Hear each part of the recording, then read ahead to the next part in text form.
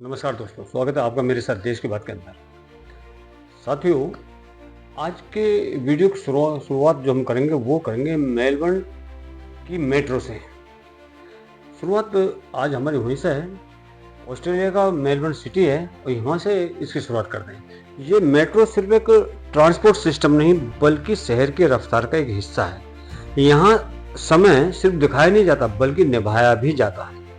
ट्रेनें ज़्यादातर अपने तय समय पर आती हैं और लोग बिना भीड़, बिना हड़बड़ाहट कतारों में खड़े होकर, लाइन में खड़े होकर के चढ़ते और उतरते हैं। पहले उतरने वालों का इंतजार करते हैं, उसके बाद में चढ़ने वाले उसमें चढ़ते हैं। स्टेशन बहुत ज़्यादा साफ सुथरे हैं, दीवारों पर कहीं पर भी ग्रेफिटी नहीं, कचरे का दूर दूर तक नामो निशान नहीं। यहाँ सुरक्षा का मतलब है वो बंदूक लिए हुए गार्ड नहीं है बल्कि एक ऐसा सिस्टम है जहां लोग खुद नियम बनाते हैं। साइलेंस, अनुशासन और व्यवस्था इन्हें लागू नहीं किया गया, ये भीतर से अपनाए गए हैं। वहां के नागरिकों ने उनको स्वतः ही अपनाया है। ट्रैफिक मैनेजमेंट ऐसा ही है कि कोई हॉर्न नहीं बजाता, फिर भी सड़कें शांत चलती हैं। यहाँ पर शोर तभी होता है जब जरूरत हो, आदत से नहीं। और जो हॉर्न है, अगर किसी ने हॉर्न बजाया तो समझिए वो उस कंडीशन में बजाया जाता है कि अगर सामने वाले ने कोई भयंकर गलती कर दी। मेट्रो से जब हम बाहर निकलते हैं तो जिस ओर कदम पड़ते हैं वो है मेलबर्न की एक पब्लिक लाइब्रेरी। बाहर से देखने में ये एक आधुनिक इमारत है, एक मॉडर्न बिल्डिंग है, लेकिन अंदर जैसे कदम रखते हैं ये जगह सिर्फ किताबों का स्थान ही नहीं बल्कि एक सोच, एक संस्कृति का प्रतीक लगती है देखने से। और अंदर दाखिल होते ही ये तय हो जाता है कि यहाँ ज्ञान को सजाया नहीं गया है बल्कि यहाँ पर ज्ञान को जिया जाता है। लाइब्रेरी में दाखिल होने के बाद जो पहली चीज ध्यान खींचती है वो है वहाँ का सन्नाटा, मतलब पिन ड्रॉप साइलेंस। यहाँ पर खामोशी जो है वो बोझिल नहीं बल्कि ज्ञानपूर्ण है। कुछ स्थानों में आपने देखा होगा कि जब खामोशी होती है तो वो बोझिल लगती है, लेकिन वो यहाँ पर नहीं। अलग अलग आयु के लोग हैं, अलग अलग एज ग्रुप के लोग यहाँ पर बैठे हुए हैं। किसी के सामने में लैपटॉप रखा है, किसी के सामने में किताब और किसी के सामने में बस एक कॉपी और पेन। यहाँ पढ़ाई मजबूरी नहीं बल्कि एक आदत है यहाँ के लोगों की। लाइब्रेरी के अंदर एक कोना बच्चों के लिए भी है। छोटे बच्चे होते हैं, जब बड़े लोग वहाँ जाते हैं तो उनके साथ में डेफिनेटली ये है कि बच्चे भी जरूर जाते होंगे, तो उन्होंने उसी लाइब्रेरी के अंदर में एक कोना बनाया है बच्चों।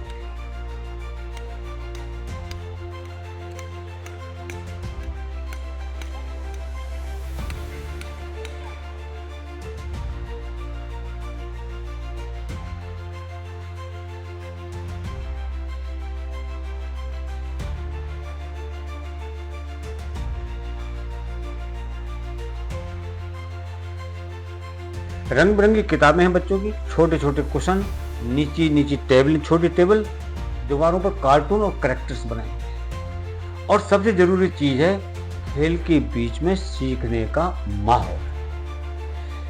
यहाँ बच्चे शोर मचाते हैं और फिर अचानक चुप होकर किताबों में डूब भी जाते हैं। यह वो माहौल है जहाँ बचपन और ज्ञान एक दूसरे के दुश्मन नहीं बल्कि दोस्त बन जाते हैं।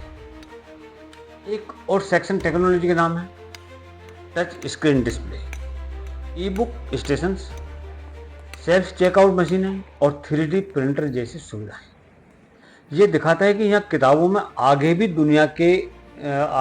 ज्ञान की दुनिया खुली हुई। किताबें सिर्फ पन्नों में नहीं है, अब स्क्रीन के ऊपर भी आप पढ़ सकते हैं और दोनों को बराबर सम्मान दिया जाता है। जितना कागज की किताबों को, पन्नों को दिया जाता है उतना ही स्क्रीन को भी सम्मान दिया जाता है। अब बात उस छोटी और पुरानी मशीन की जो कोने में रखी हुई है। देखने में बिल्कुल साधारण है, सिंपल है, लेकिन इतिहास भरी हुई है इसके अंदर। ये प्रिंटिंग प्रेस का स्टार्टिंग का रूप है जब प्रिंटिंग मशीन चालू हुई थी। ये मशीन उस समय की हमको याद दिलाती है जब किताबें छापना एक क्रांति थी, एक जंग थी। उस वक्त ज्ञान कुछ लोगों तक सीमित नहीं, सब तक पहुंचने लगा था उस टाइम। ये मशीन सिर्फ धातु का एक टुकड़ा नहीं, ज्ञान की आजादी की निशानी है। ये वो दौर भी दिखाती है जब हर अक्षर मेहनत से छपता था, एक एक अक्षर को के अंदर में मेहनत है। और वह आज का दौर भी दिखाती है जब एक क्लिक पूरी किताब को डाउनलोड कर देती है।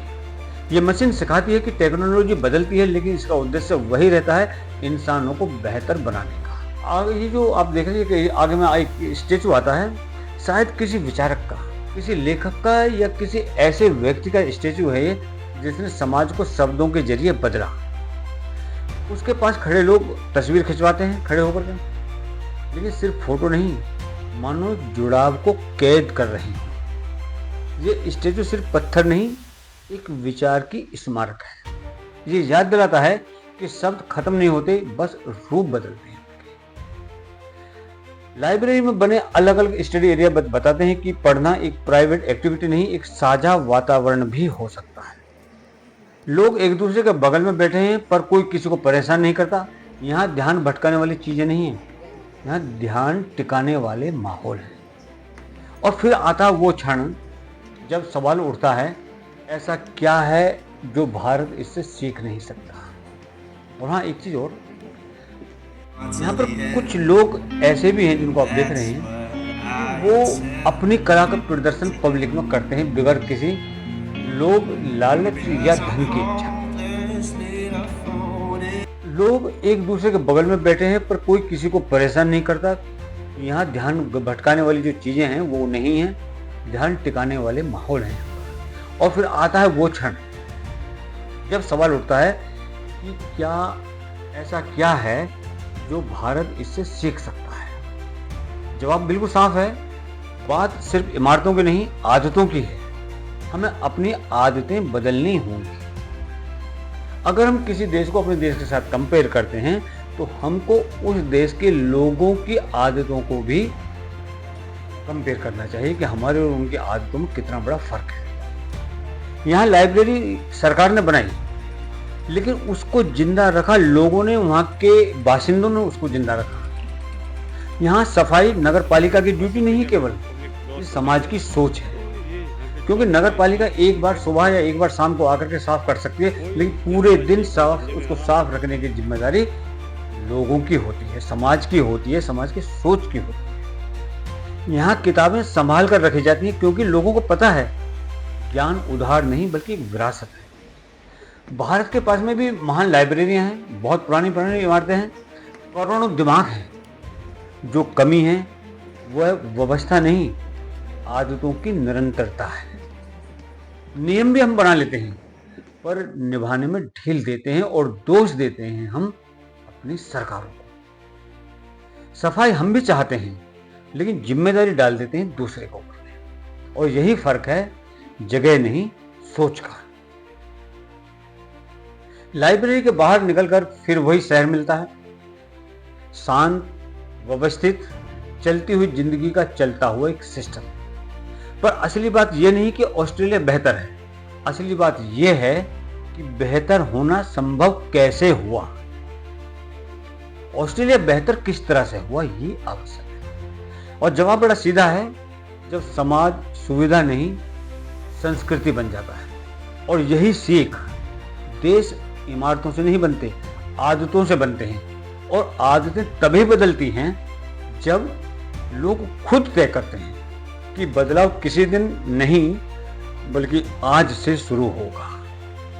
इसलिए अगर जब भी आप किसी बाहर के देश में जाएं तो वहाँ की जो चीजें हैं आप उनको भी देखिए, उनको किस तरह से मेंटेन किया है वो भी देखिए।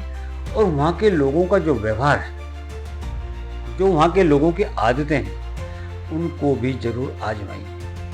केवल देश की सरकार को या प्रदेश की सरकार को दोष मत दीजिए। दोष सबसे बड़ा है तो वो हम लोगों का है, क्योंकि हमारी आदतें गंदगी फैलाने की है। चीजों को गवर्नमेंट की समझ लेना कि ये हमारी नहीं है, जबकि घूम फिर करके किसी भी पब्लिक प्रॉपर्टी के अंदर में पैसा हमारा ही जाता है। अभी के लिए इतना ही, अगली वीडियो में फिर मिलेंगे। तब तक के लिए जय हिंद, जय भारत, जय श्री राम।